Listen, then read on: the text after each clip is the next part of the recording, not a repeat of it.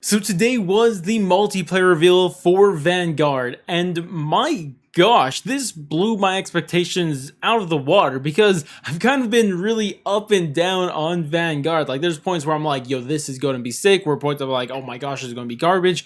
And honestly, going in today, I was on the garbage side. I was thinking like, oh my gosh, the mini-map's trash, there's no dead silence, no potentially FOV slider on console, just all these, not epic sounding things is what I was kind of feeling going into today's reveal. But after it, oh my gosh, I'm back to being hyped, and hopefully we stay that way, because I mean, all we have to do to look forward to now is more Warzone and then zombies, which I'm sure it's going to be great. But what I want to do with this video is break up everything that I think of this game into three different categories. The things I liked, what I've seen today, then we have the things that I'm concerned about, and finally the dislikes. And surprisingly, there's only one thing that I straight up say I dislike, which is a little rare. But either way, let's go ahead and jump into that first one, and the one that has the most in it, what I like of what I've seen.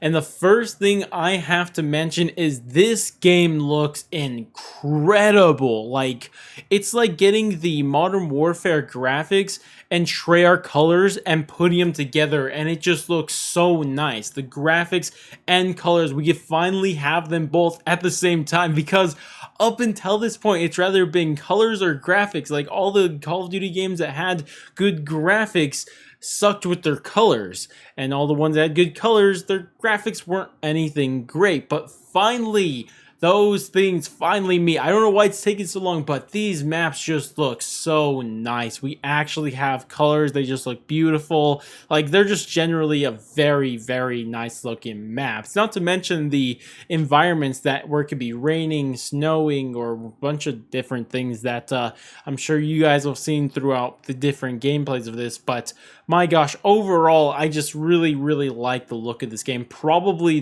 going to be the best looking Call of Duty game ever, and that's really saying, I don't know if that's saying a lot or a little, to be honest. So, either way, I really like the great look of this game.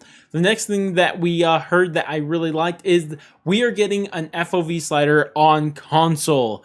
Now, unfortunately, it's not going to be there during the beta, but at least at launch, we are getting an FOV slider, which is going to be a godsend, because sure, we already have it in Cold War, but the problem with that, and this kind of brings me into my next thing, is that we don't have that in Warzone. But this year round, Warzone is going to run on the Vanguard client instead of the Modern Warfare client. So this feature of an FOV slider should be carrying on over to Warzone, which is going to be great, that we're going to have an FOV slider in Warzone, multiplayer, and zombies. It's just going to be something that honestly always should have been, if we're being completely honest. But speaking of Warzone, yeah, Warzone's coming over to Vanguard, and it's going to be a Pacific, or something Pacific based map. I'm not exactly sure. And again, as I mentioned with the multiplayer maps, it looks incredible, incredibly vibrant, incredible colors, incredible graphics, a ton of vegetation, which I absolutely love. And also, it looks like there's not going to be many buildings, because obviously this is back during World War II, so I guess there wouldn't be like, a whole like buildings and cities and stuff like that, so that makes sense, which is something I'm a huge fan of. I do not like having every little building someone could be camping in and stuff like that. I just hate that. So for them to do a map that, at least on first glance, doesn't look like a camp fest or anything like that, it's just another godsend. Like, this is going to make Warzone so much more playable to me, because the two main reasons I stopped playing Warzone was because I hated the map and there was no FOV slider. And if those two things are fixed, trust me, I'm going to be going back to some Warzone, dude, and it should be a blast. So I'm really looking forward to Warzone. Probably the most hyped thing that we saw today, if I'm being completely honest, but still there's some other great stuff. But some other things I really like the idea of, and this is going to be an interesting one, and this is combat pacing, because this is really interesting because you could play all of the 6v6 maps on different combat pacings. You could rather have tactical, which is 6v6, or you could have assault, which what they say at least is rather going to be 20 players, so it's going to be 10v10, or 28 player, which is going to be 14v14. I think that's based off the map that you're playing on. And then finally, you have a really crazy experience, which is called Blitz, and this is going to be rather, and this is a large variation between them, is rather 28 players or 48 players, which if you divide those by 2 is rather going to be 14v14 or 24v24, which that is a lot of players to have on a map, which what at least they explained in the, I guess, the video is that they want it to be more like kind of blitzes to make any map feel like Shipment, which is an interesting concept. I don't know if I'll be playing Blitz too much, but I imagine my go-to is probably going to be right in the middle, like kind of more like traditional ground war where it's, 12v12, 14v14. I think that's going to be the place that most people are going to go, because Blitz may be the place you go to like upgrade your guns, which is going to be nice that you don't have to just play small maps in the same map over and over and over again just to level up your guns, and now you can play on a variety of maps and have fun, with different maps while you're leveling up your guns. So I really like that idea, at least for that. But besides that, I can't imagine I'll spend too much time on Blitz. But now I want to get into the two final things that are very closely related to each other that I liked. And the first thing is that, one, clans are back, and on top of that, the clan, as a clan, if you join one, that is, you could actually have clan XP, and when you level up, they're going to give you rewards, which I don't know what those rewards are going to be, but I love the idea of it. And as long as it's executed well and not something too stupid or too stupid of rewards, then this sounds like a great idea to me, which, by the way, if this thing is great, definitely I'm going to be starting a channel clan, which of course everyone's going to be able to join. But finally, the last thing I want to talk about is the operator XP, because the operator XP that they mentioned is that you're going to be able to level up your operators, which doesn't sound like the greatest thing in the world at first glance, but trust me, I think it is going to be insane. And the reason why I think this is the case is because operators these last 2 years have kind of been pretty bleh, right? There wasn't anything special to them or anything cool. They were just kind of there and whatever, right? But if you're leveling up the operator, this gives you so many options. And what I think of immediately is that we could have a situation like BO3 with specialists, because if you guys remember that, you could actually use those operators, and when you would, I don't know if it would be leveling them up, I think you would unlock different skins for them. And as you would unlock different skins, your final skin would be the heroic armor, which was all gold and it looked completely sick. But then along the way, what you would be getting is different story information about that character, which is something I absolutely loved back in BO3. And if that's what they're doing here, I would love to see it return, just to have these operators let you level up, unlock a really special skin once you're done leveling up, and also learn more story information about them. And if that's what this is, I absolutely love the idea of this. But regardless, that's about it for the likes, and now I want to move on to concerns. And the first thing that I think is going to pop up are footsteps, because I've been hearing from a lot of the people or all the YouTubers that play that footsteps aren't really an issue, but I'm going to be honest, I don't trust it until I, play it myself. So this is going to have to be something that we're going to have to wait till rather beta or even launch, because who knows what they'll change after the beta. Because if the footsteps aren't loud, then it eliminates every other problem in the game, because currently we're kind of worried that dead silence isn't a perk and it's going to be a field upgrade instead, and that's really concerning because, that really sucks if that's the case, because people are going to be camping because they don't want to move around. They're going to be scared to move around, and people will be camping. They hear you running around the corner, shoot you up and stuff like that.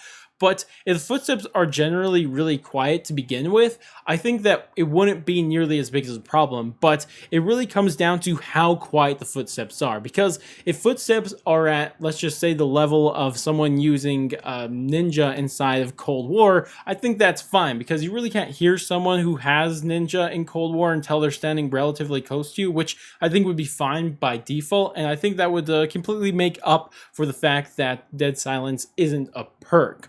But if that's not the case and footsteps are louder, then I really am going to be kind of concerned. But one potential remedy to this is going to be combat pacing. And, you know, if you're just sick of people just camping, stuff like that, maybe play, you know, a higher combat pacing, and you won't have to worry about, you know, too many footsteps, because a lot of noise is going to be being made during those, I guess, game modes, because there's more players, so it's going to be difficult to hear them out. So maybe that's a remedy to it. I don't know. We're going to have to wait and see.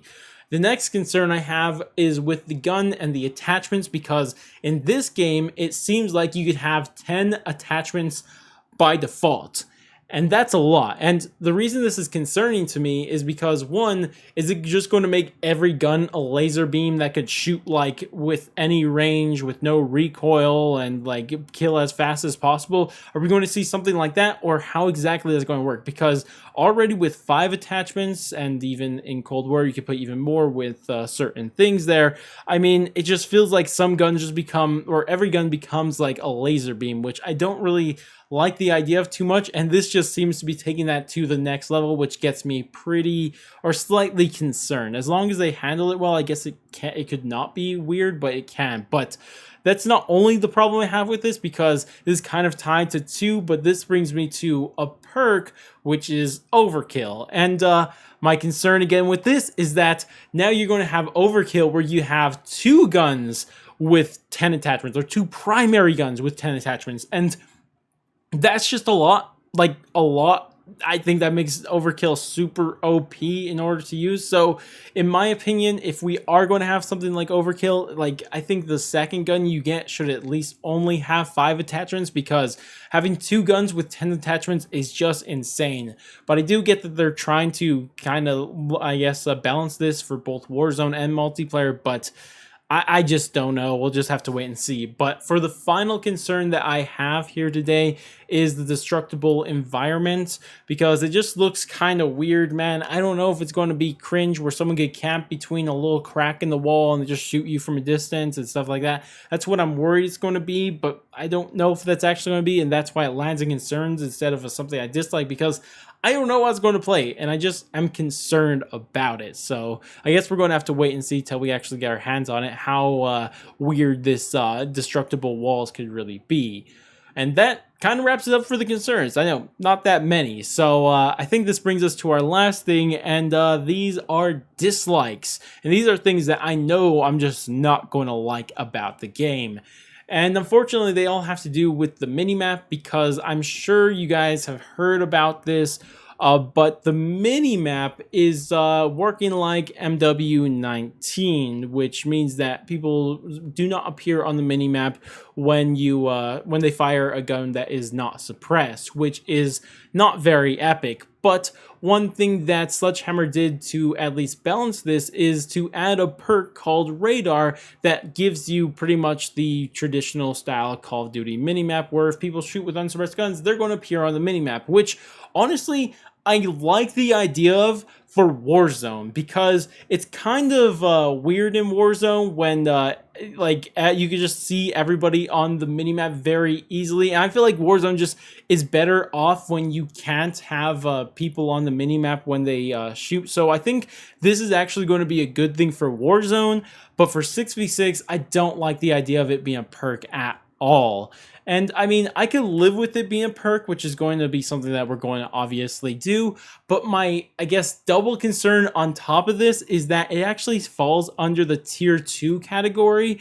And the thing is that there's another perk there called Forward Intel, which expands your mini-map's range where you can see more, which is just so cringe that they're both on the same one, because personally, I really like to use Forward Intel, but Forward Intel is useless without Radar. So it just makes it where it's like, oh my gosh, I'm not going to be able to use both of these. So I know it's probably not going to happen, but personally, what I would like to see is that Radar could be moved to tier 3, or even Forward Intel moved to tier 3, so I could use both of those. But I don't know, this is probably just going to be a thing that affects me, because I just love using Forward Intel so much. It's going to be so unfortunate that I'm going to be forced to use Radar instead of Forward Intel. But regardless, that's about it for this video. And those are my thoughts on everything we talked about in today. So I love to hear what you guys are thinking about this multiplayer reveal. You guys liking what you saw, hating what you saw, you have any hopes, concerns, anything like that? I love to hear all your opinions down in the comment section. But that's going to be about it for me. And if you guys did enjoy this video and you guys are hyped for Vanguard, and you know we're going to be covering on this channel, so definitely